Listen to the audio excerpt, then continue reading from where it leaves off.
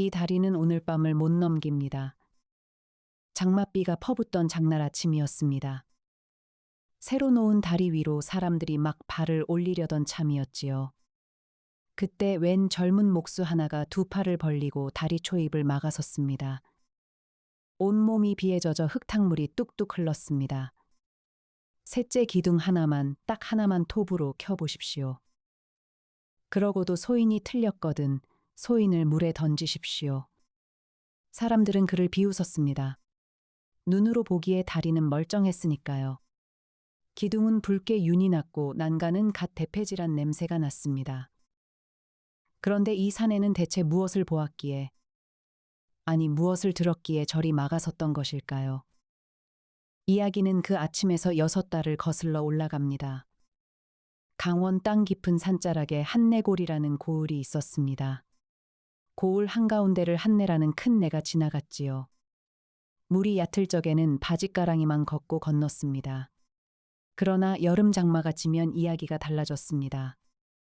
물이 사람 키를 훌쩍 넘고 소를 몰고 들어갔다가 소만 잃고 나온 이가 한둘이 아니었습니다. 내 건너에는 벌말장이 섰습니다. 닷새마다 서는 그 장이 한내골 사람들의 밥줄이었지요. 물이 막히면 나물도 못 팔고 소금도 못 사왔습니다. 그래서 사람들은 100년을 두고 같은 말을 했습니다. 다리 하나만 놓였으면 그 고을에 판돌이라는 목수가 살았습니다. 나이는 27, 어깨가 넓고 말수가 적은 사내였지요. 아비도 할아비도 목수였습니다. 아비는 한내에 다리를 놓겠다고 벼르다가 나무 몇 그루만 베어놓고 세상을 떠났습니다. 그 나무는 아직도 마당가에 쌓여 있었지요. 판돌에게는 10살 아래 누이가 하나 있었습니다. 이름은 달래였지요. 오라비가 말이 없는 만큼 누이는 입이 빨랐습니다. 아침마다 밥상을 놓으며 이렇게 잔소리를 했습니다. 오라비는 참, 나무하고는 그렇게 말을 잘하면서 사람하고는 왜 그리 말을 아껴, 나무는 대꾸를 안 하니 편하다. 그러니 장가를 못 가지. 판돌에게는 남다른 재주가 하나 있었습니다. 나무를 두드려 보면 속을 알았지요. 어려운 재주가 아닙니다. 판돌은 3살 적부터 아비 무릎에서 대패밥을 가지고 놀았습니다. 10살에는 아비가 눈을 가리고 나무를 내밀며 두드려 보라 했지요.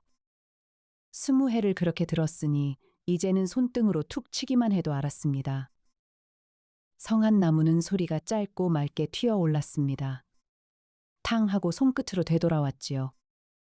속에 옹이가 박히면 소리가 한 박자 늦게 왔습니다. 물을 먹은 나무는 소리가 아예 되돌아오지 않았습니다. 텅 하고 안으로 꺼져버렸지요. 오라비, 그게 정말 다 들려? 들린다.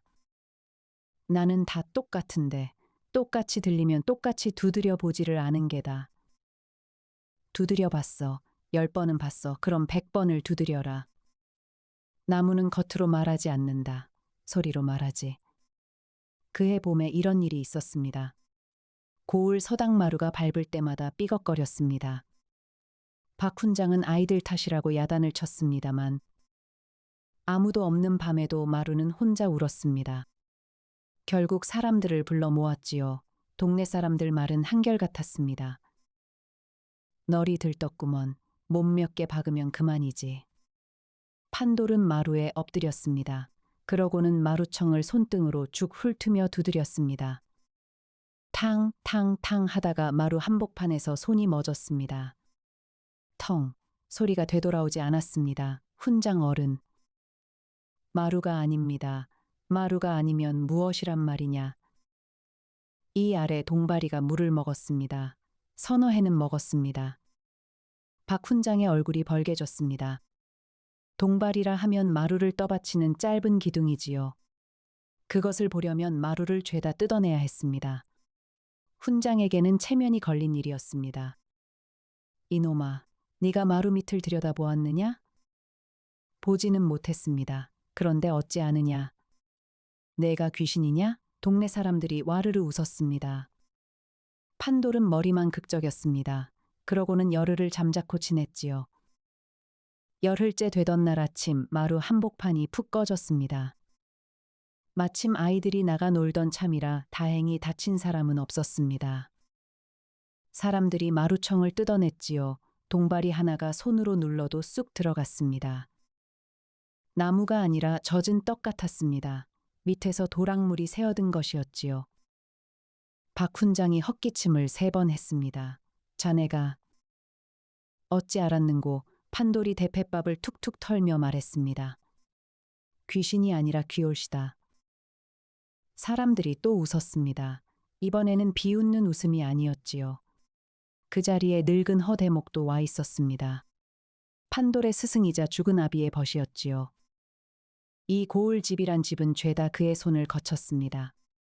그런데 이상한 것이 하나 있었습니다. 허대목은 마루도 놓고 문짝도 짰습니다만 대들보 일만은 죽어도 맞지 않았습니다. 누가 청하면 늘 같은 말이었습니다. 손이 떨려서 못한다. 정말로 그의 오른손은 잔을 들 때마다 가늘게 떨렸습니다. 다리도 한쪽을 절었지요. 언제부터 그랬냐고 물으면 대답이 없었습니다. 판돌도 10년을 곁에 있었으나 그 까닭은 듣지 못했습니다. 그날 허대목은 뜯어낸 동바리를 오래 들여다보았습니다. 그러고는 낮게 한마디 했습니다. 판돌아. 소리를 듣는 건 재주지만 그걸 입 밖에 내는 건 재주가 아니라 목숨이다. 판돌은 그 말뜻을 알지 못했습니다. 그 무렵 고을에는 또 하나 새 소식이 돌았습니다. 향청 별감 최상두 어른이 뒤뜰에 별채를 새로 올린다는 것이었습니다. 최별감으로 말하자면 한내골 논밭의 절반을 가진 부자였지요. 그 집 담장 옆을 지나면 온종일 대패밥 냄새가 났습니다. 판돌은 그 냄새가 유난히 좋고 진하다고 생각했습니다. 아주 좋은 나무를 켤 때만 나는 냄새였으니까요. 저런 나무를 대체 어디서 구했을까?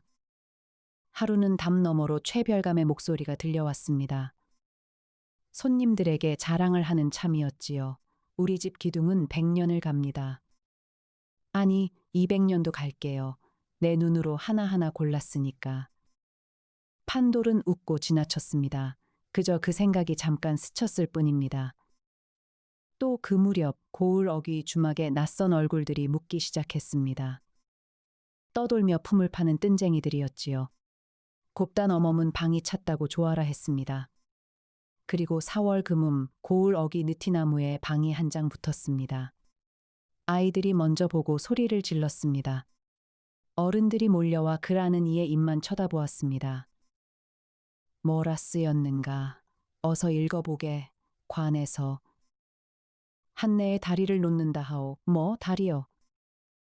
돌각다리가 아니라 널다리요. 관에서 나무를 내려준답니다. 한동안 아무 소리도 나지 않았습니다. 그러다 누가 먼저랄 것도 없이 함성이 터졌습니다. 100년을 벼르던 달이었습니다. 사람들이 얼싸안고 울었습니다. 내가 살아서 이걸 보는구먼. 사흘 뒤 강가 모래밭에 다리감 나무가 산더미로 부려졌습니다. 관에서 내려온 좋은 나무였지요. 온 고을이 구경을 나왔습니다. 판돌도 나갔습니다. 그리고 아무 생각 없이 늘 하던 버릇대로 그 나무 더미에 손등을 툭 갖다 댔습니다. 소리가 되돌아오지 않았습니다. 다리 공사는 5월 초승에 시작되었습니다. 한내 모래밭에 움막이 서고 가마솥이 걸리고 아침마다 100명 가까운 사람이 모였습니다. 고을 사람 절반이 삭실꾼으로 붙었지요.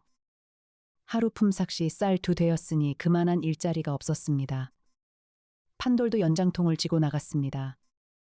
공사를 맡은 우두머리는 장 도편수라는 이였습니다. 이웃 고을에서 온 40줄의 몫으로 목소리가 크고 걸음이 빨랐지요. 그리고 그 위에 감동 어른이 한 분 계셨습니다. 관에서 내려온 돈과 나무를 맡아 셈하는 자리인데 그 자리에 앉은 이가 바로 향청별감 최상두였습니다. 최별감은 첫날 아침에 사람들 앞에 나와 이런 말을 했습니다. 100년을 벼른 달이여, 내 사제까지 보태어 이 고을에 다리를 놓아주겠소. 사람들이 손뼉을 쳤습니다. 어떤 이는 눈물까지 훔쳤지요. 판돌도 함께 손뼉을 쳤습니다. 그때까지는 그랬습니다. 일은 나무를 고르는 것부터 시작합니다.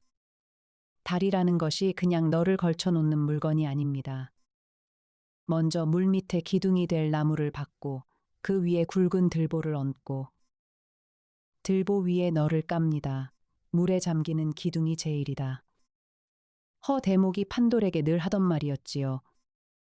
기둥이 삭으면 위에 아무리 좋은 너를 깔아도 헛것이다. 기둥감은 속이 여문 나무라야 한다.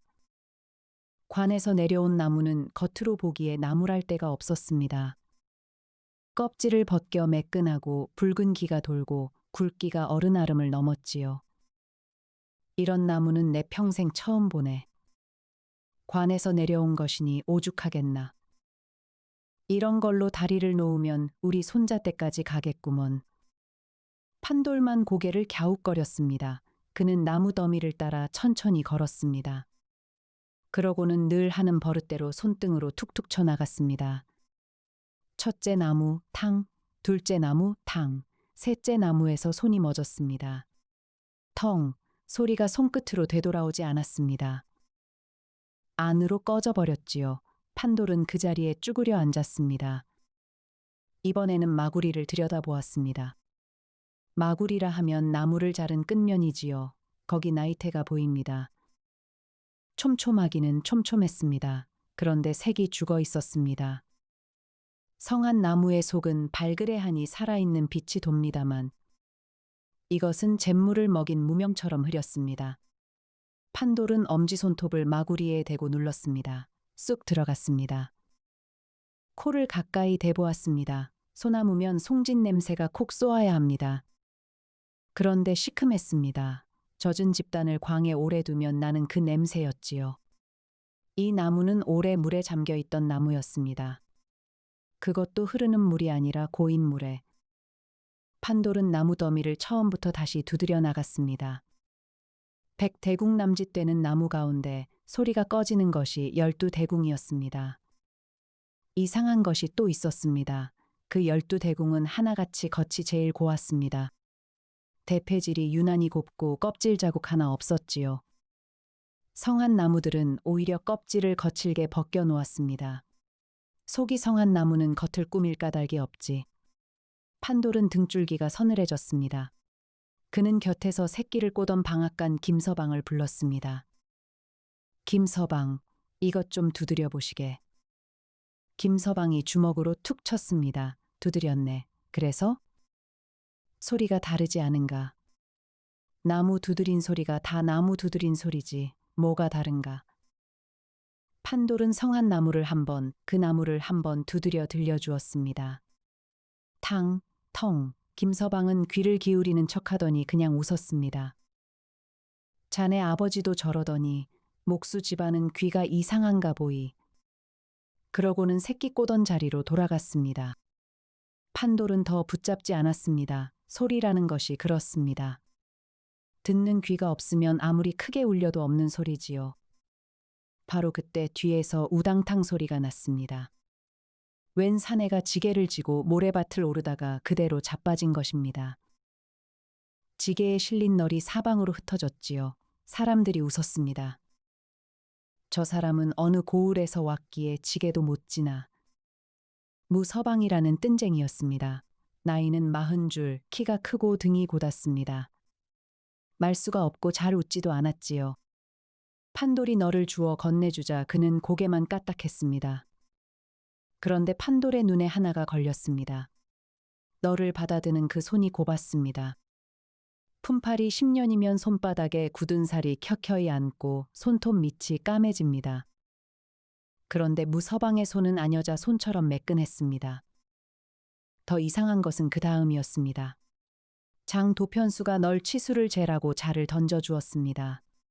무서방은 자를 받아들더니 널 20장을 눈 깜짝할 새에 재어 내려갔습니다. 손놀림이 한치도 흔들리지 않았지요. 그런데 숫자를 하나도 적지 않았습니다. 이 사람아, 적어야 할 게 아닌가 외웠습니다. 외워? 20장을 다 외웠단 말인가. 8자 2치, 8자 2치, 8자 1치 반, 7자 9치. 무서방은 20장 치수를 순서대로 쭉 읊었습니다. 장 도편수가 입을 벌린 채 서 있었지요. 지게는 못 지면서 자는 저리 잡는구나. 판돌은 그 뒷모습을 한참 보았습니다. 해가 기울 무렵 판돌은 허대목을 찾아갔습니다. 스승은 움막 그늘에 앉아 대펜날을 갈고 있었습니다. 어르신, 나무를 좀 봐주십시오.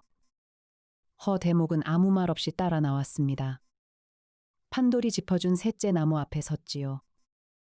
그러고는 굽은 손가락을 오므려 나무를 한번 두드렸습니다. 텅, 허대목의 손이 그 자리에서 멎었습니다. 아주 잠깐이었습니다만 판돌은 보았습니다. 스승의 손이 떨리고 있었습니다. 술잔을 들 때보다 훨씬 심하게 떨렸지요. 어르신, 들으셨지요? 허대목은 손을 거두어 소매에 감추었습니다. 그러고는 등을 돌렸습니다. 판돌아, 오늘은 그냥 가라. 어르신, 이 나무로 기둥을 박으면 그냥 가라 하지 않느냐. 10년을 곁에 있었으나 스승이 소리를 지른 것은 그날이 처음이었습니다. 판돌은 그 자리에 우두커니 섰습니다. 멀어지는 스승의 등이 유난히 굽어 보였습니다. 그리고 절뚝이는 그 걸음이 그날따라 도망치는 걸음처럼 보였습니다. 집에 돌아오니 달래가 등잔을 도두고 기다리고 있었습니다. 오라비 밥은 먹었다. 거짓말. 얼굴에 다 쓰였는데. 달래가 식은 밥에 물을 부어 내밀었습니다. 판돌은 두엇을 뜨다가 수저를 놓았습니다. 달래야. 사람들이 100년을 기다린 다리다. 그렇지. 그 다리를 썩은 나무로 놓으면 어찌 되겠느냐. 달래가 등잔불을 가만히 보았습니다. 그러고는 오라비를 똑바로 쳐다보았지요. 오라비 귀가 그렇다면 그런 거야. 나는 오라비 귀를 믿어. 판돌은 그날 밤 잠을 못 이루었습니다. 자정이 넘어 그는 결국 일어났습니다. 그 12대궁을 다시 한번 확인해 두어야겠다 싶었지요. 어두운 길을 더듬어 강가로 내려갔습니다. 그런데 모래밭에 불빛이 있었습니다. 관솔불 2개가 나무더미 곁에서 흔들리고 있었습니다. 사람 그림자 서넛이 무언가를 뒤집고 굴리고 있었지요. 나무 구르는 소리가 밤 공기를 타고 둔중하게 울렸습니다. 판돌은 갈대 뒤에 몸을 숨겼습니다. 그리고 숨을 죽였습니다. 관솔불은 반 시각 만에 꺼졌습니다. 그림자들은 나무 몇 대궁을 굴려 자리를 바꾸고 위아래를 뒤집어 놓고 사라졌습니다. 판돌은 그들이 다 간 뒤에야 갈대밭에서 나왔습니다. 그러고는 어둠 속에서 손등으로 나무를 짚어 나갔습니다. 낮에 열둘이던 것이 밤이 지나자 자리를 알 수 없게 되었습니다. 섞어 놓은 것이지요. 그래도 소리는 속이지 못했습니다. 판돌은 새벽까지 100대궁을 다 두드렸습니다. 여전히 열둘이었습니다. 그는 그 12대궁 밑동에 손톱으로 작게 금을 그어 두었습니다. 이튿날 아침 판돌은 장 도편수 앞에 섰습니다. 도편수 어른, 기둥감 가운데 12대궁은 못 씁니다. 장 도편수가 붓을 놓고 올려다 보았습니다. 뭐라?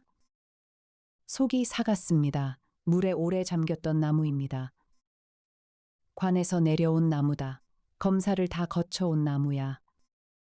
두드려 보시면 압니다. 소리가 다릅니다. 장 도편수는 어이가 없다는 듯 웃었습니다. 그러고는 사람들을 향해 소리쳤습니다. 여기 귀로 나무 속을 본다는 도사님이 나셨다.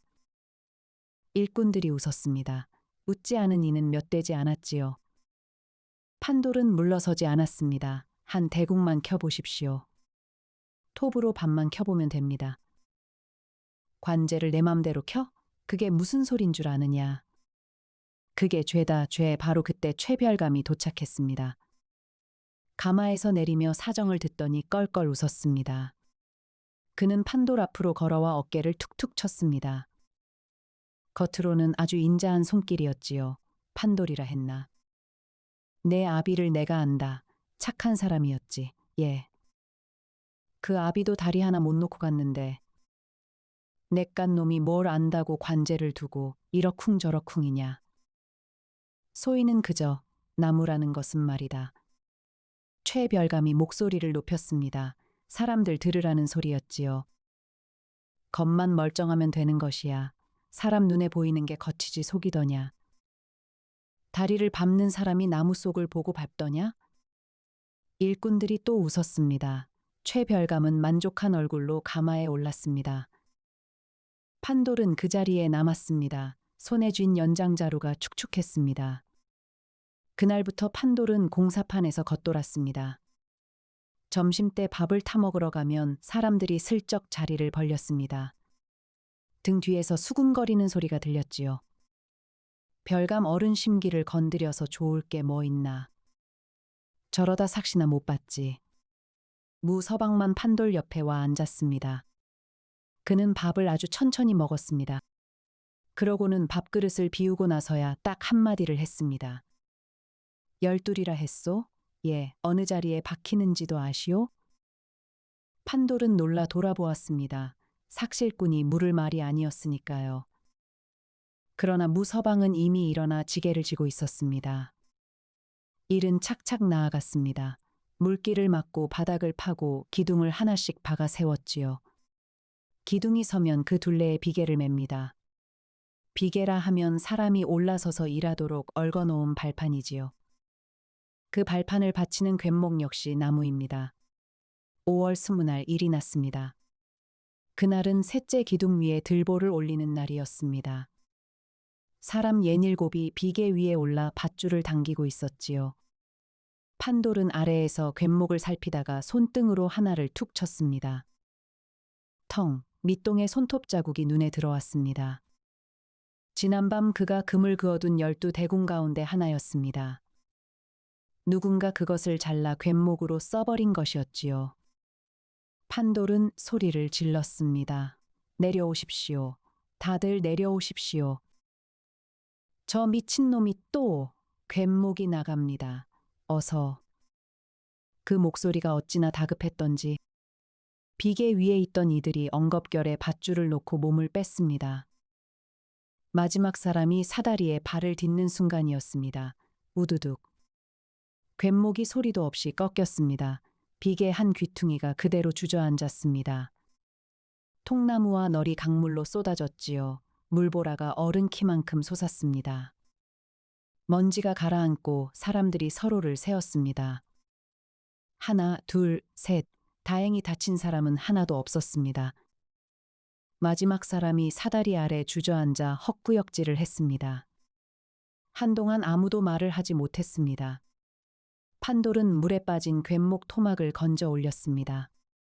그러고는 톱을 가져다 사람들 앞에서 그것을 켰습니다. 톱질을 3번 하자 톱밥이 나왔습니다. 성한 소나무 톱밥은 뽀얗습니다. 손바닥에 얹으면 보슬보슬 흩어지지요. 그런데 이 톱밥은 검었습니다. 잿빛에 가까운 검은색이었습니다. 손바닥에 한 줌 받아 쥐니 흩어지지 않고 진흙처럼 뭉쳤습니다. 물을 잔뜩 머금고 있었던 것입니다. 냄새는 더 분명했습니다. 시큼하고 들큼한 냄새가 확 올라왔습니다. 앞줄에 섰던 아낙 하나가 코를 막았습니다. 이게 뭐야? 판돌은 톱밥을 사람들 손에 조금씩 나누어 주었습니다. 만져보십시오. 냄새를 맡아보십시오. 사람들이 웅성거렸습니다. 겉을 보면 붉고 고운 소나무였습니다. 속을 보니 젖은 재였습니다.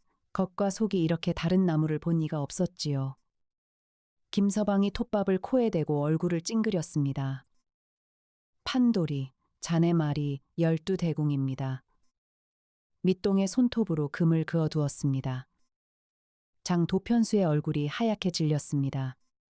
그는 아무 말도 못하고 최별감의 집 쪽을 한번 돌아보았지요. 그 눈길을 판돌은 놓치지 않았습니다. 그날 저녁 관아에서 사람이 나왔습니다. 현감 이사또는 다리를 한 바퀴 둘러보고는 이렇게 말했습니다. 비계가 무너진 것은 밧줄을 잘못 당긴 탓이요. 다친 사람도 없지 않소. 사또, 톱밥을 보셨습니까? 나무 톱밥이 다 그렇지 무슨. 이 사또는 귀가 얇고 마음이 무른 사람이었습니다. 악한 사람은 아니었지요. 다만 최별감이 곁에서 웃으며 하는 말을 그대로 믿었습니다. 장맛비가 오기 전에 다리를 놓아야 합니다. 하루가 급합니다, 사또. 그렇지, 하루가 급하지. 돌아오는 길에 판돌은 허대목의 집 앞을 지났습니다. 등잔불이 켜져 있었습니다. 문을 두드리려다 그만두었지요. 방 안에서 술 따르는 소리가 났습니다. 잔이상에 자꾸 부딪히는 소리였습니다. 손이 그만큼 떨린다는 뜻이었지요. 판돌은 마당에 대고 낮게 말했습니다. 어르신, 오늘 비계가 무너졌습니다. 다친 사람은 없었습니다. 방 안에서는 아무 대답이 없었습니다. 한참 뒤에 등잔불이 꺼졌을 뿐입니다. 판돌은 밤새 그 괸목 토막을 끌어안고 잤습니다. 물증이라고는 그것 하나뿐이었으니까요. 아침에 물에 띄워온 고을에 보일 작정이었습니다. 그런데 이튿날 새벽 눈을 떠보니 토막이 없었습니다. 마당에 두었던 자리에는 새 흙이 곱게 덮여 있었습니다. 마치 처음부터 아무것도 없었던 것처럼 말이지요. 그리고 살인문 밖 흙에는 발자국이 하나 찍혀 있었습니다. 그것은 일꾼의 집신 자국이 아니었습니다. 발자국은 가죽신 자국이었습니다. 바닥에 징을 박은 신이었지요. 집신 신은 사람은 그런 자국을 남기지 못합니다. 고을에서 가죽신을 신는 사람은 손에 꼽았습니다. 현감과 그 아랫사람들, 그리고 향청 어른들이었지요. 판돌은 그 자국을 한참 들여다보다가 흙을 쓸어 덮었습니다. 그러고는 연장통을 쥐고 나섰습니다. 물증 하나가 사라졌다고 소리까지 사라지는 것은 아니었으니까요. 그날부터 판돌은 고을을 돌기 시작했습니다. 새벽에 나가 밤에 들어왔습니다. 관에서 근래에 손을 댄 곳이라면 어디든 갔습니다. 그리고 손등으로 두드렸습니다. 남들이 보기에는 미친 사람 같았지요. 아이들이 뒤를 따라다니며 흉내를 냈습니다. 툭툭 툭툭. 닷새 만에 판돌은 얼굴이 하얗게 질려 돌아왔습니다. 한 군데가 아니었던 것입니다. 관아 창고의 기둥 넷이 그 소리를 냈습니다. 재작년에 갈아 끼웠다는 기둥이었지요. 보뚝을 막은 말뚝도 마찬가지였습니다. 20몇 개 가운데 9이 텅텅 울었습니다. 고울 어기 정자의 기둥 하나도 그랬습니다. 그리고 하나같이 겉은 제일 고왔습니다. 판돌은 마당에 앉아 손가락을 꼽았습니다. 창고를 고친 것이 재작년, 보뚝을 손본 것이 작년, 정자를 세운 것이 재작년 가을이었습니다. 그 세 가지 일을 모두 맡아 세만 사람이 누구였던가. 향청 별감 최상두였습니다. 오라비. 달래가 물을 떠다 놓으며 말했습니다. 별감 어른 별채 말이야. 나 거기 일 도와주러 갔었잖아. 그래서 그 집 기둥은 좀 이상해. 이상하다니. 고을 나무가 아니야. 나무 결이 달라. 나뭇결이 물결처럼 곱게 누워 있어. 판돌은 숨을 멈추었습니다. 나뭇결이 곱게 눕는 나무는 아무 데서나 자라지 않습니다. 볕이 고르고 바람이 잔 골짜기에서 100년쯤 자라야 그런 결이 나옵니다. 그런 나무는 함부로 베지 못합니다. 관에서 표를 해두고 기르는 나무이지요. 샘이 맞아 떨어졌습니다. 관에서 내려온 좋은 나무는 최별감의 별채로 갔습니다. 그 자리에는 물에 오래 잠겨 속이 삭은 나무를 겉만 곱게 다듬어 채워 넣었습니다. 겉이 고운 까닭이 바로 그것이었지요. 속을 감추려니 겉을 꾸민 것입니다. 판돌은 그 길로 허대목을 찾아갔습니다. 이번에는 문을 두드렸습니다. 어르신, 창고 기둥도 보뚝 말뚝도 같은 소리를 냅니다. 허대목은 문지방에 앉아 담뱃대만 물었습니다. 어르신도 아셨지요. 진작 아셨지요. 알았다. 그런데 어찌 가만히 계십니까? 늙은 목수가 담뱃대를 놓았습니다. 그 손이 또 떨렸습니다. 판돌아, 사람이 살다 보면 말이다. 옳은 말을 하고 나서 그 말이 어디까지 굴러가는지 그것까지 감당해야 할 때가 있다. 감당하겠습니다.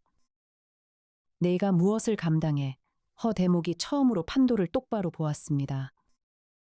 눈이 붉었습니다. 나도 내 나이에 그렇게 말했다.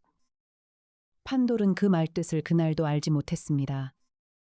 그날 밤 판돌은 강가 움막에서 무서방과 마주쳤습니다. 무서방은 관솔불 아래에서 무언가를 적고 있었습니다. 손바닥만 한 종이를 무릎에 놓고 아주 작은 글씨로 빽빽하게 적어 내려갔지요. 판돌이 다가서자 그는 종이를 접어 품에 넣었습니다. 안 주무십니까? 잠이 없소. 무서방이 판돌을 올려다보았습니다. 그래 몇 군데였소? 창고에 넷, 보뚜개 아홉, 정자에 하나. 그리고 다리에 12입니다. 무서방은 고개를 끄덕이지도 않았습니다. 그저 이렇게 물었지요. 관에서 나무를 내릴 적에는 장부를 씁니다. 몇 그루, 몇 자, 어디서 벤 것인지, 그 장부는 누가 갖고 있소? 감동 어른이 갖고 계시겠지요. 그렇지요. 무서방은 그러고는 입을 다물었습니다. 판돌이 물었습니다. 무서방은 어느 고을에서 오셨습니까? 여기저기서. 그를 아십니까? 품팔이가 그른 알아 무엇하겠소. 그런데 판돌은 보고 말았습니다. 무서방의 발치에 떨어진 종이 조각을요. 거기에는 장글씨가 빼곡했습니다. 품팔이가 쓸 수 있는 글씨가 아니었습니다. 회기자로 그은 듯 반듯했습니다. 같은 시각 최별감의 사랑에서는 등잔이 하나 켜져 있었습니다. 최별감이 술잔을 기울이고 그 앞에 장도편수가 무릎을 꿇고 앉아 있었지요. 어르신, 아무래도 저놈이 그냥 넘어가지 않을 성쉽습니다. 목수놈 하나가 무슨 수로. 고을을 돌아다니며 여기저기 두드리고 다닙니다. 창고며 보뚝이며 최별감의 잔이 잠깐 멎었습니다. 그러고는 다시 기울었지요. 장도편수. 예, 사람들이 무엇을 믿는지 아느냐. 눈으로 본 것을 믿는 게 아니다. 남들이 다 그렇다는 것을 믿지. 저놈이 아무리 옳은 소리를 해도 온 고을이 저놈을 도둑이라 하면 그때부터는 도둑이야. 도둑이라 하시면 최별감이 술잔을 내려놓고 웃었습니다. 관제를 훔친 도둑, 목수놈이 관제를 빼돌린 게지. 제 아비가 못 놓은 다리를 시샘해서 공사를 망치려 했다. 하면 더 그럴듯하지 않겠느냐. 장도편수의 이마에 땀이 맺혔습니다. 어르신, 그건 사람 하나 죽이는 일입니다. 죽이라 했느냐? 나는 도둑 하나 잡으라 했지. 최별감이 괴짝을 열더니 무언가를 꺼냈습니다. 손바닥만 한 나무 토막이었습니다. 그 위에는 불에 달군 쇠도장을 눌러 찍은 자국이 선명했습니다. 관가의 화인이었지요.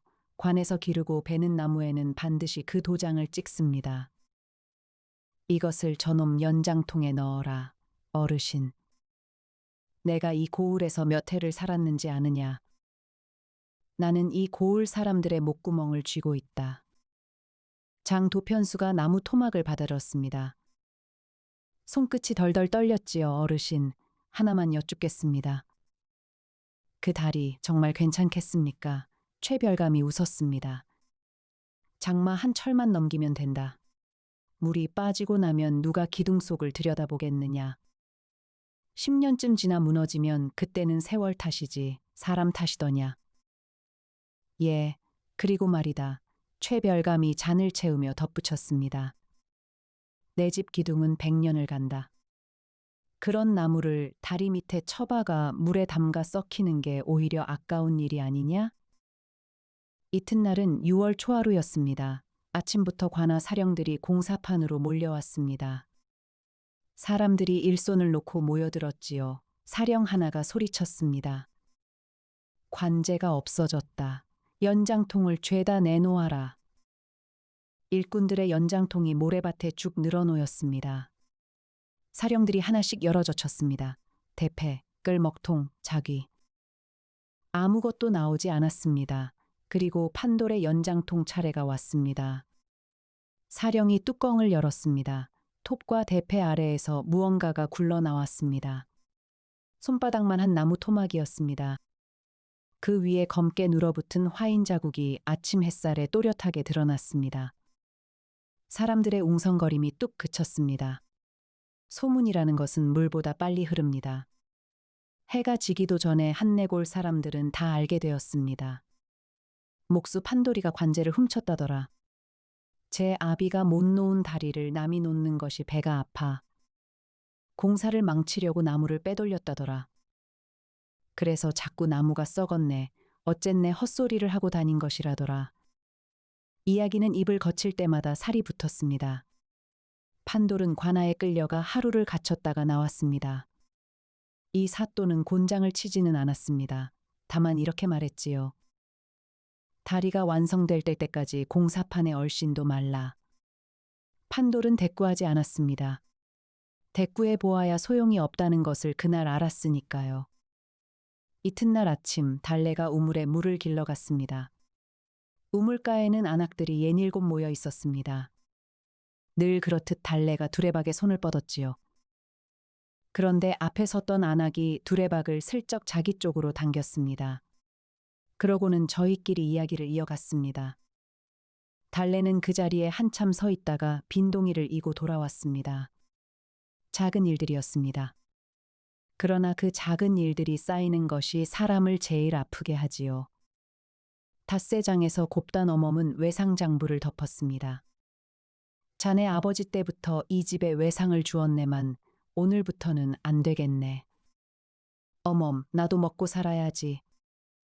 곱단 어멈은 말은 그렇게 하면서 국밥 한 그릇을 슬며시 밀어주었습니다. 그러고는 얼른 등을 돌렸습니다. 마음이 여린 사람이었지요. 그러나 여린 마음으로도 등은 돌릴 수 있습니다. 명절이면 떡을 나누어 주던 이웃집에서 그해 6월에는 떡이 오지 않았습니다. 박 훈장은 길에서 판도를 보고 담을 돌아 다른 길로 갔습니다. 마루를 고쳐준 이가 누구였는지 그날은 잊은 모양이었습니다. 방앗간 김서방은 아예 대놓고 말했습니다. 판돌이. 자네 톱밥 그거 나도 만져봤네. 그런데 말이야. 그게 자네가 훔친 나무 톱밥이면 어쩌겠나. 김서방. 나는 자네를 나쁘게 안 보네. 다만 요즘 세상이 그렇다는 걸세. 제일 견디기 어려운 것은 아이들이었습니다. 판돌이 지나가면 아이들이 뒤를 따라오며 손등으로 담벼락을 두드렸습니다. 툭툭 툭툭. 그러고는 저희끼리 깔깔 웃었지요. 도둑놈이 나무 두드린다. 전에도 아이들은 그 흉내를 냈습니다. 그때는 웃음이 달랐습니다. 같은 몸짓인데 웃음이 달라지면 사람은 그것을 대번에 압니다. 한 번은 달래가 빨래를 이고 가다가 그 소리를 들었습니다. 달래는 빨래 함지를 내려놓고 아이들 앞에 딱 버티고 섰습니다. 너희 집 마루는 안 꺼졌니? 우리 오라비가 봐줘야 안 꺼진다. 아이들이 우르르 도망갔습니다. 달래는 그 자리에 서서 한참 하늘을 보았습니다. 그러고는 함지를 다시 이고 걸었습니다. 판돌은 그래도 물러서지 않았습니다. 그는 강가에 나가 물동이를 하나 놓고 그 앞에 앉았습니다. 그리고 지나는 사람들에게 톱밥을 보였습니다. 보십시오. 이것이 성한 소나무 톱밥입니다. 뽀얀 톱밥 한 줌을 물에 뿌렸습니다. 톱밥은 물 위에 하얗게 떠서 뱅글뱅글 돌았습니다. 그리고 이것이 저 기둥에서 나온 톱밥입니다. 검은 톱밥 한 줌을 뿌렸습니다. 톱밥은 잠깐 떠 있다가 이내 스르르 가라앉았습니다. 물을 머금은 나무는 뜨지 못하는 법이지요. 이래도 같은 나무입니까? 지나던 늙은 농부 하나가 걸음을 늦추었습니다. 그러나 뒤에서 누가 옷소매를 잡아 끌었지요. 어허, 저기 서 있지 마시오. 별감 어른 귀에 들어가오. 늙은 농부는 물동이를 한 번 더 돌아보고 그냥 갔습니다. 판돌은 사흘을 그 자리에 앉아 있었습니다. 사흘 동안 그 앞에 걸음을 멈춘 사람은 셋이었습니다. 코올리게 아이 둘과 지게를 진 무서방이었습니다. 무서방은 한참 물동이를 들여다보다가 이렇게 말했습니다. 가라앉는군. 예, 사람들이 안 보는구려. 보고 싶지 않은 것이겠지요. 무서방은 그 말에 처음으로 판도를 오래 쳐다보았습니다. 그러고는 지게를 지고 갔습니다. 나흘째 되던 날에는 서당 앞을 지나가 보았습니다. 박 훈장이 마루에 앉아 아이들에게 글을 읽히고 있었습니다. 판돌이 고친 그 마루였지요. 훈장은 판돌을 보고 헛기침을 하더니 문을 닫으라고 일렀습니다. 문이 닫히기 직전에 판돌이 말했습니다. 훈장 어른, 그때 마루를 뜯지 않았으면 어찌 되었겠습니까? 문이 잠깐 멈칫했습니다. 그러나 이내 닫혔지요. 안에서 글 읽는 소리가 다시 이어졌습니다. 판돌은 그 문 앞에 잠시 서 있다가 돌아섰습니다. 닷새째 되던 날, 최별감이 몸소 판돌의 집을 찾아왔습니다. 가마에서 내린 그는 마당에 서서 집을 둘러보았습니다. 마당가에는 판돌의 아비가 베어놓은 나무가 아직 쌓여 있었지요. 최별감이 그 나무를 툭툭 쳐보았습니다. 좋은 나무로군. 자네 아비가 벤 것이라지? 예, 판돌아. 내가 오늘은 어른으로서 말하마. 그는 아주 부드럽게 웃었습니다. 네가 잘못 들었다고 한마디만 하면 된다. 그러면 관제 일은 없던 것으로 하마. 삭도 2배로 쳐주고 다리 난간 일은 내게 맡기마. 내 이름을 다리에 새겨 주어도 좋고. 저기 누이도 있지 않느냐. 시집도 보내야 할 텐데. 오라비가 도둑 소리를 듣고 있으면 어느 집에서 데려가겠느냐. 방문 안에서 달래가 숨을 삼키는 소리가 들렸습니다. 판돌은 한참을 잠자코 있다가 마당과 나무 더미로 걸어갔습니다. 그러고는 손등으로 그것을 툭 쳤습니다. 탕 하고 소리가 맑게 튀었습니다. 별감 어른. 그래, 이 소리를 아버지가 20해 동안 들려주셨습니다.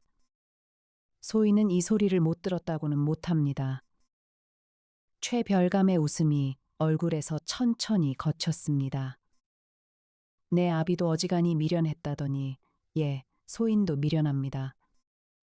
가마가 떠난 뒤 마당에는 한동안 아무 소리도 나지 않았습니다.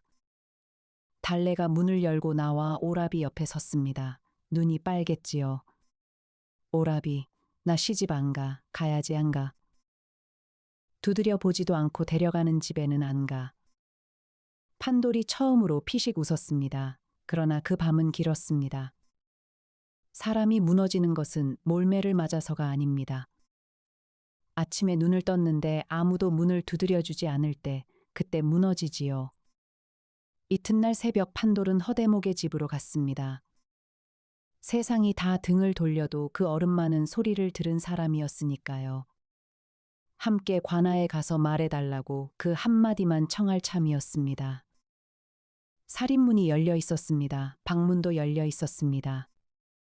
이부자리가 개켜져 있었습니다. 연장통이 없었습니다. 아궁이는 차게 식어 있었지요. 허대목이 없었습니다. 판돌이 마당에 우두커니 서 있는데 저 아래 길에서 발소리가 올라왔습니다. 관아 사령 넷이 오르막을 올라오고 있었습니다. 허대목은 도망친 것이 아니었습니다. 그는 그 새벽에 연장통을 쥐고 관아 뜰로 걸어 들어갔습니다. 그러고는 마당 한복판에 연장통을 내려놓고 무릎을 꿇었습니다. 사령들이 놀라 달려 나왔지요. 사또께 아뢰시오. 다리 기둥감을 고른 사람은 나요. 이 사또가 대청으로 나왔습니다. 자네가 무슨 소리를 하는 겐가? 관제 12대궁을 바꿔치기 한 것도 그것을 강가에 부려놓은 것도 이 늙은 것이 했소이다. 판돌이는 아무것도 모르오. 그 아이 연장통에 나무 토막을 넣은 것도 나요. 사람들이 몰려들었습니다. 판돌도 그 틈에 끼어 있었지요. 판돌은 앞으로 뛰어나가려 했습니다. 그러나 무 서방이 뒤에서 팔을 붙들었습니다. 놓으십시오. 지금 나가면 저 어른이 지금 하는 일이 허신일이 되오. 허대목은 순순히 오라를 받았습니다. 손이 그날은 이상하게 떨리지 않았습니다. 옥으로 끌려가기 전 관아 담 모퉁이에서 판돌이 겨우 스승 앞에 섰습니다. 어르신, 어찌 이러십니까, 판돌아. 허대목이 처음으로 웃었습니다. 아주 오래된 웃음이었습니다. 내가 옛날에 어느 고을에 있었더랬다. 예. 거기서도 이런 일이 있었지. 관아 창고를 새로 짓는데 대들보에 들어갈 나무가 하룻밤 새 바뀌었다. 겉은 붉고 속은 젖은 재였다. 나는 그때 32이었고 그 일을 맡은 목수였다. 판돌은 숨을 죽였습니다. 나는 두드려보고 알았다. 그리고 감동 어른께 말씀을 드렸지. 그분이 뭐라 하셨는지 아느냐. 자네가 잘못 들은 게야 하시더라. 나는 한 번 더 말씀을 드렸다. 이번에는 이러시더구나. 자네 아들이 몇이나 되는가? 늙은 목수의 목소리가 잠깐 끊겼습니다. 나는 그날로 입을 다물었다. 대들보를 내 손으로 올렸다. 겉은 참으로 훤했지. 어르신, 그해 겨울에 눈이 많이 왔다. 창고 지붕에 눈이 석자쯤 쌓인 날 밤에 대들보가 부러졌다. 마침 한밤중이라 안에 사람은 없었다. 다친 사람은 하나도 없었지. 그럼 창고 안에 진율미가 있었다. 판돌은 그 말뜻을 알아들었습니다. 눈에 적고 흙에 묻힌 쌀은 못 먹는다. 그해 봄에 그 고을 사람들이 나무를 캐러 산에 올랐다. 애들이 산에서 내려오지 않고 앉아만 있더구나. 다리에 힘이 없어서 허 대목의 눈에서 눈물이 한 줄기 흘렀습니다. 나는 그 봄에 다리를 다쳤다. 술을 먹고 언덕에서 굴렀지. 그때부터 손이 떨렸다. 대들보 일은 다시 못 잡았다. 30몇 해를 그러고 살았다. 어찌 여태 말씀을 안 하셨습니까? 말을 하면 그때부터 죄가 되니까. 입을 다물고 있으면 그냥 마음속 일이지. 늙은 목수가 오라에 묶인 손으로 판돌의 손등을 툭 쳤습니다. 나무를 두드리듯이 말이지요. 판돌아, 잘 들어라. 이게 마지막이다. 예, 나무는 두드려야 말을 한다. 그런데 아무리 두드려도 듣는 귀가 없으면 그건 안 두드린 것과 같다. 나 하나 빼내려고 애쓰지 마라. 나는 30몇 해 전에 이미 갇힌 사람이다. 너는 사람들이 제 귀로 그 소리를 듣게 해라. 내 입으로 100번 말하는 것보다 저희 귀로 한 번 듣는 게 낫다. 사령들이 그를 끌고 갔습니다. 절뚝이는 걸음이 담 모퉁이를 돌아 사라졌습니다. 판돌은 그 자리에 오래 서 있었습니다. 해가 기울 무렵 무 서방이 그를 찾아왔습니다. 여전히 지게를 진 채였지요. 목수 양반. 묻고 싶은 게 하나 있소. 그 12대궁 어느 자리에 박혔는지 아시오? 판돌은 젖은 흙바닥에 나뭇가지로 다리를 그렸습니다. 기둥 자리를 하나씩 짚어나갔지요. 셋째, 다섯째, 여섯째 기둥입니다. 하나에 넉 대궁씩 들어갔습니다. 제일 나쁜 것은 셋째입니다. 물살이 제일 센 자리이기도 하고요. 무 서방은 그 그림을 한참 들여다보았습니다. 그러고는 이렇게 물었습니다. 켜보면 온 고을이 알겠소? 소리만으로도 압니다. 톱으로 켜면 눈으로도 압니다. 톱밥을 물에 띄우면 그때는 아이도 압니다. 무 서방이 고개를 끄덕였습니다. 그러고는 처음으로 아주 짧게 웃었습니다. 좋은 제주여, 그날 저녁부터 비가 오기 시작했습니다. 장마였습니다. 처음에는 실비처럼 오다가 밤이 되자 지붕을 두들기기 시작했습니다. 한내 물소리가 방 안까지 들어왔습니다. 판돌은 등잔 아래 앉아 그 소리를 들었습니다. 물이 불면 다리에 힘이 실립니다. 기둥이 물살을 받으니까요. 속이 삭은 기둥은 그 힘을 견디지 못합니다. 그리고 내일은 6월 초닷새 벌말장이 서는 날이었습니다. 다리개통 날이기도 했지요. 최별감이 굳이 장날에 맞춘 것은 온 고을 사람이 보는 앞에서 다리를 열고 싶었기 때문입니다. 장날 아침이면 그 다리 위로 몇 사람이 지나갈까요? 한내골 사람이 800입니다. 건넌 마을에서 오는 이들까지 하면 아침나절에만 300은 좋게 오르내릴 것이었습니다.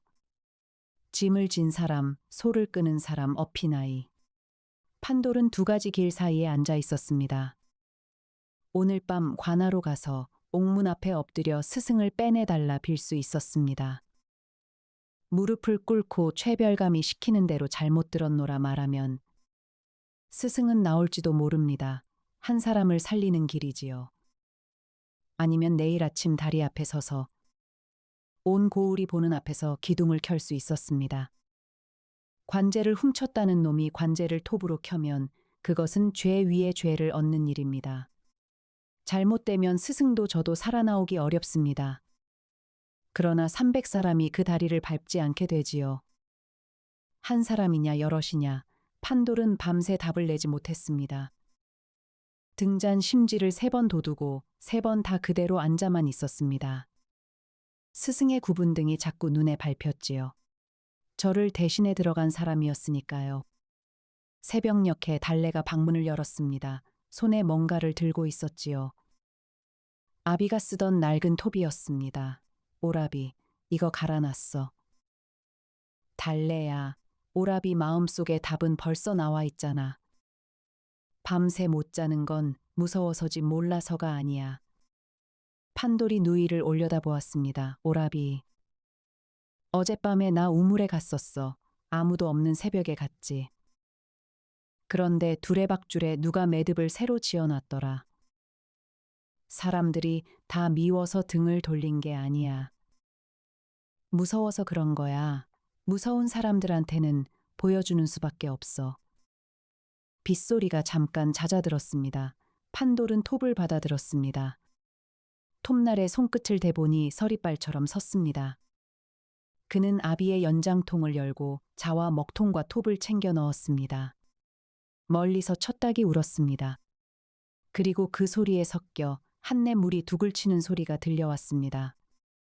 밤새 물이 어른 키만큼 불어 있었습니다. 6월 초닷새 아침 비는 그치지 않았습니다. 한내는 누런 흙탕물이 되어 굽이쳤습니다. 물이 밤새 불어 다리 아래턱까지 차올랐습니다.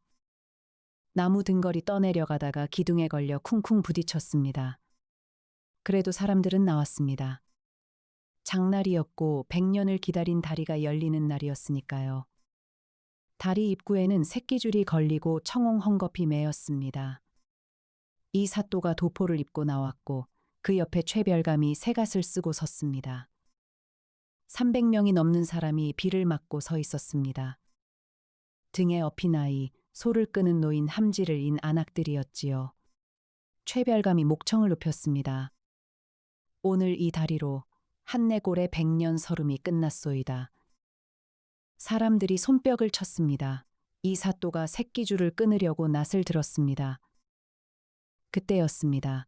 젖은 몸으로 사람들 사이를 헤치고 나온 사내가 다리 초입에 두 팔을 벌리고 섰습니다. 이 다리는 오늘 밤을 못 넘깁니다. 웅성거림이 일었습니다. 최별감의 얼굴이 굳었습니다. 저 도둑놈을 끌어내라. 사령들이 달려들었습니다. 판돌은 소리쳤습니다. 셋째 기둥 하나만, 딱 하나만 톱으로 켜보십시오. 그러고도 소인이 틀렸거든 소인을 저 물에 던지십시오. 사또, 판돌이 이 사또를 향해 무릎을 꿇었습니다. 저 다리 위에 오늘 아침에만 300이 오릅니다.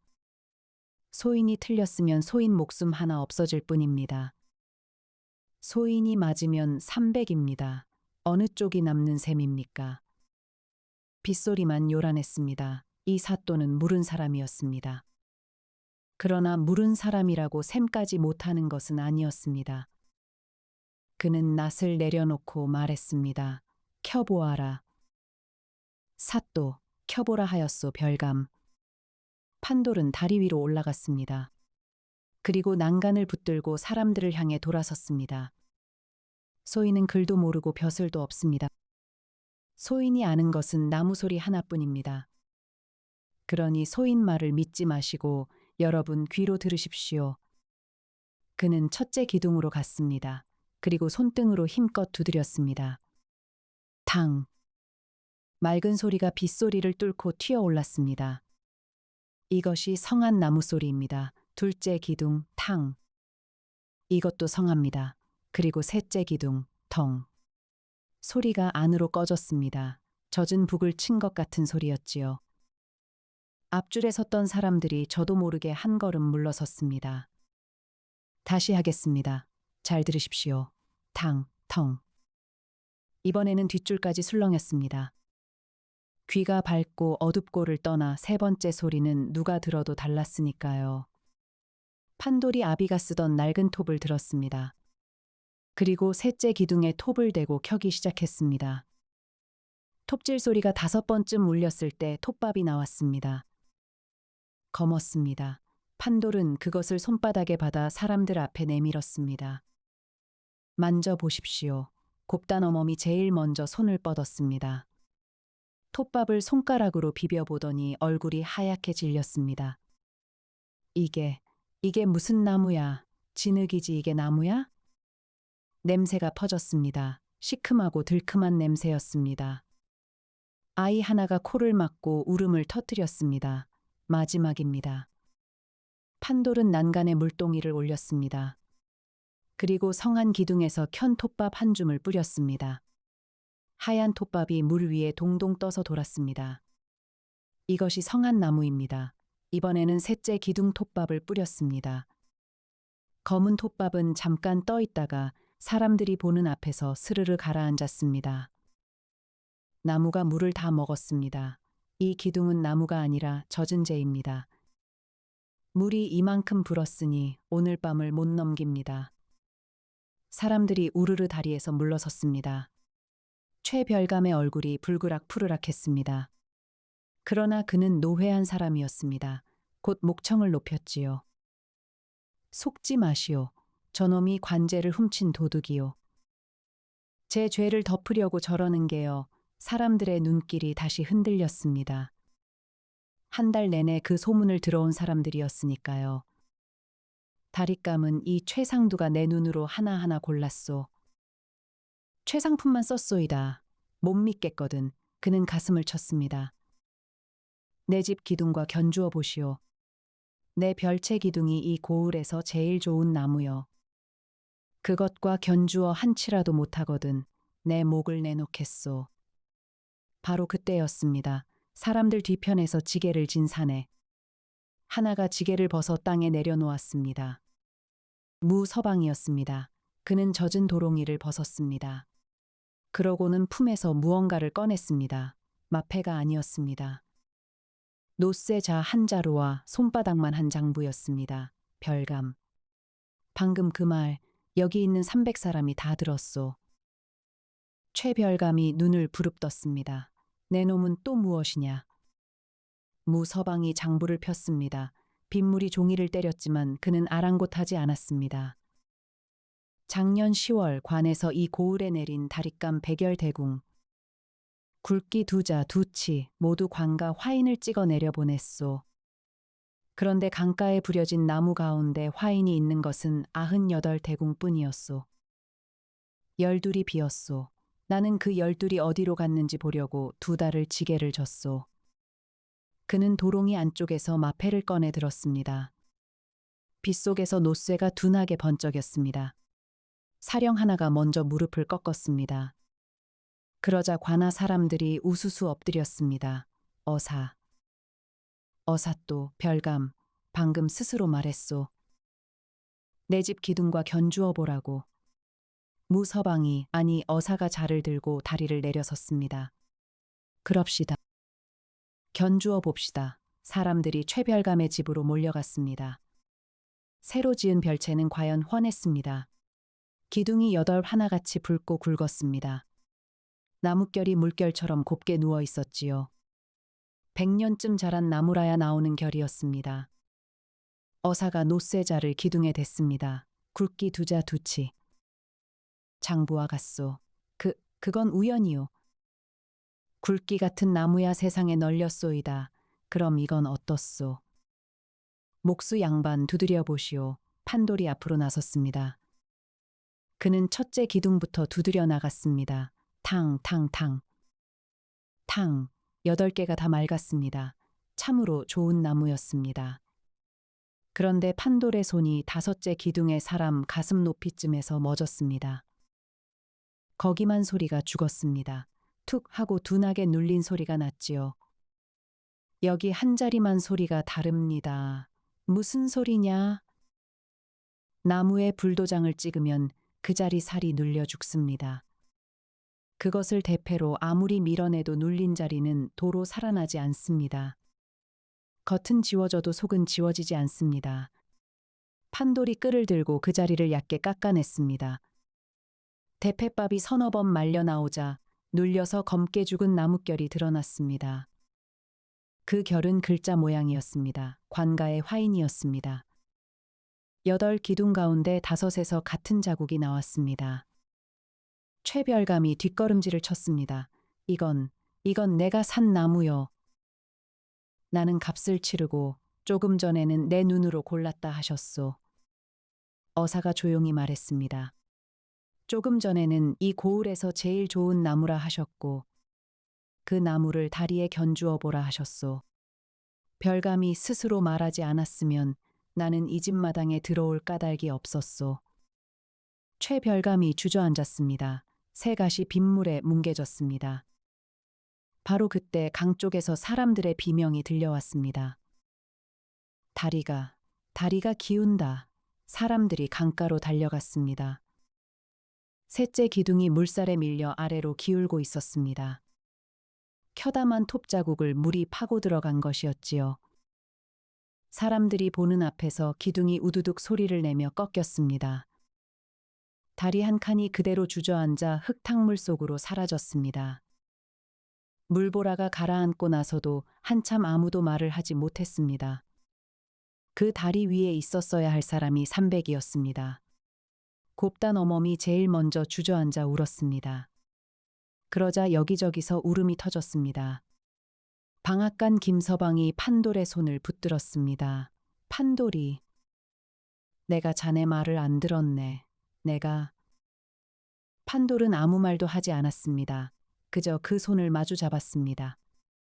일은 그날로 정리되었습니다. 어사의 명으로 최별감의 곡간이 열렸습니다. 장부가 나왔지요.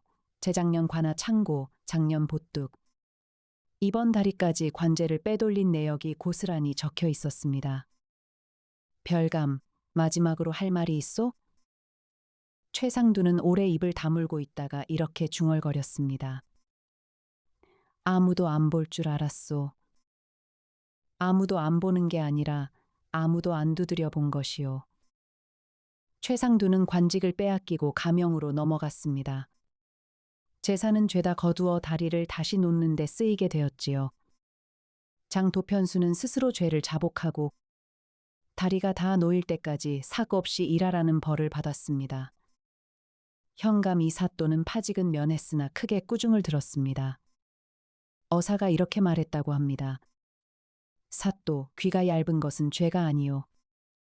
다만 그 귀를 누구에게 빌려주었는가는 죄가 되오. 그리고 옥문이 열렸습니다. 허 대목이 절뚝이며 걸어 나왔습니다. 판돌이 달려가 그를 부축했습니다. 늙은 목수는 눈이 부신 듯 하늘을 올려다보았지요. 어르신, 사람들이 들었느냐? 예, 다 들었습니다. 저희 귀로 들었습니다. 허 대목이 그 자리에 주저앉아 소리를 내어 울었습니다. 30몇 해 만에 우는 울음이었습니다. 어사가 판도를 불렀습니다. 목수, 나라에서 자네에게 상을 내릴 것이오. 벼슬을 청해도 좋고 논밭을 청해도 좋소. 무엇을 원하시오? 사람들이 숨을 죽였습니다. 판돌은 한참 있다가 대답했습니다. 소인은 그저 나무 소리를 듣는 사람입니다. 벼슬을 하면 나무를 못 만집니다. 그러면 무엇을 바라오? 다리를 다시 놓게 해주십시오. 그리고 다리감을 고를 적에 고을 사람들이 하나씩 두드려 보게 해주십시오. 어사가 그를 오래 바라보았습니다. 그러고는 고개를 끄덕였습니다. 그날 저녁 판돌의 집 마당에 사람들이 하나둘 모여들었습니다. 곱단 어멈이 국밥을 이고 왔고 우물가에서 두레박을 당겼던 안악이 떡을 이고 왔습니다. 아무도 먼저 말을 꺼내지 못하고 마당에 서 있기만 했지요. 먼저 입을 연 것은 달래였습니다. 들어들 오세요. 우리 오라비 한 달 내내 혼자 밥 먹었어요. 그 말에 안악 하나가 울음을 터뜨렸습니다. 박 훈장은 단밖에 한참 서 있다가 결국 들어왔습니다. 그러고는 헛기침을 3번 하고 말했습니다. 자네, 내가 그때 문을 닫은 것은 압니다. 자네는 참 무던한 사람일세. 무던한 게 아니라 무딘 겁니다. 사람들이 웃었습니다. 오랜만에 나온 웃음이었지요. 가을에 다시 다리를 놓았습니다. 이번에는 온 고을이 강가로 나왔습니다. 나무가 부려질 때마다 사람들이 줄을 서서 하나씩 두드려 보았습니다. 아이도 두드리고 노인도 두드렸지요. 나는 도무지 모르겠네. 다 똑같은데 똑같이 들리면 두드려 보지를 않은 겁니다. 자, 이쪽 걸 먼저 치고 다음에 이쪽을 쳐보십시오. 탕, 텅. 어? 다르네, 다르구먼. 들으셨지요? 들었네. 내 귀로 들었네. 판돌이 성한 나무와 삭은 나무를 나란히 놓고 10번쯤 들려주자 어느새 안악들도 알아듣기 시작했습니다. 이건 탕소리네. 이건 텅소리야. 빼 대들보는 허대목이 올렸습니다. 30몇 해 만에 다시 잡은 대들보였습니다. 나무에 먹줄을 놓는 그 손이 그날은 이상하게도 떨리지 않았습니다.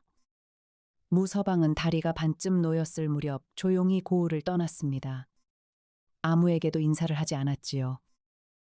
다만 판돌의 연장통 위에 노쇠 자 한 자루를 얹어두고 갔습니다. 그 자에는 장글씨로 이렇게 새겨져 있었습니다. 재어보고 새마시오. 판돌은 그 자를 평생 연장통에 넣고 다녔습니다. 그리고 누가 그 자의 내력을 물으면 이렇게만 대답했다지요. 지게 못 지는 품팔이한테 얻은 겁니다. 그로부터 몇 해가 흘렀습니다. 한내 다리는 여태 멀쩡히 서 있었습니다. 장마가 3번 지나가고 큰 물이 2번 났으나 기둥 하나 상하지 않았습니다. 사람들은 그 다리를 두드림다리라고 불렀습니다. 다리 초입돌에는 판돌이 정으로 쪼아 새긴 글자가 있었습니다. 두드려보고 건너시오. 허 대목은 그 이듬해 겨울에 편안히 세상을 떠났습니다. 마지막까지 대패를 놓지 않았다고 합니다. 눈 감기 전에 판돌의 손을 잡고 이런 말을 남겼다지요. 판돌아, 30몇 해를 삼킨 말을 뱉고 나니 그게 그렇게 가볍더구나. 진작 뱉을걸. 달래는 이웃 고을 옹기장이에게 시집을 갔습니다. 신랑감이 처음 인사를 왔을 적에 달래가 마당에 나무 더미를 가리키며 이렇게 말했다지요. 저것 좀 두드려 보세요. 신랑이 어리둥절해하며 두드리자 달래가 깔깔 웃었습니다. 소리는 몰라도 돼요. 두드려 볼 마음이 있는지가 궁금했지. 판돌은 여전히 몫으로 살았습니다. 여전히 말이 없었고 여전히 남의 집 마루를 두드리고 다녔습니다. 하루는 박 훈장이 헛기침을 하며 찾아왔습니다. 자네, 우리 서당 마루가 또 삐걱거리는데 동바리는 재작년에 갈았습니다. 그러니 말일세. 자네가 한번 와서 두드려 봐주면 판돌이 대패밥을 툭툭 털며 말했습니다. 훈장 어른께서 직접 두드려 보시지요. 이제 아이들도 아는 소리인데요. 박 훈장이 얼굴이 벌개져서 돌아갔습니다. 그러나 그날 저녁 서당 마루에서는 툭툭 두드리는 소리가 밤늦도록 났다고 합니다. 여러분, 겉이 멀쩡하다고 속까지 성한 것은 아니지요. 사람도 그렇고 일도 그렇습니다. 세상에는 겉을 곱게 꾸미는데 힘을 쓰는 이가 있고 속을 여물게 하는데 힘을 쓰는 이가 있습니다. 겉만 보고 지나가면 편합니다. 그러나 그 다리는 언젠가 무너지지요. 그리고 또 하나, 판돌이 소리를 들었을 때 그 소리는 온 고을 사람의 귀에도 똑같이 닿았습니다. 다만 아무도 두드려 보지 않았을 뿐이지요. 재주가 대단해서 그가 알아낸 것이 아닙니다. 두드려 볼 마음을 먹은 사람이 그 하나뿐이었던 것입니다.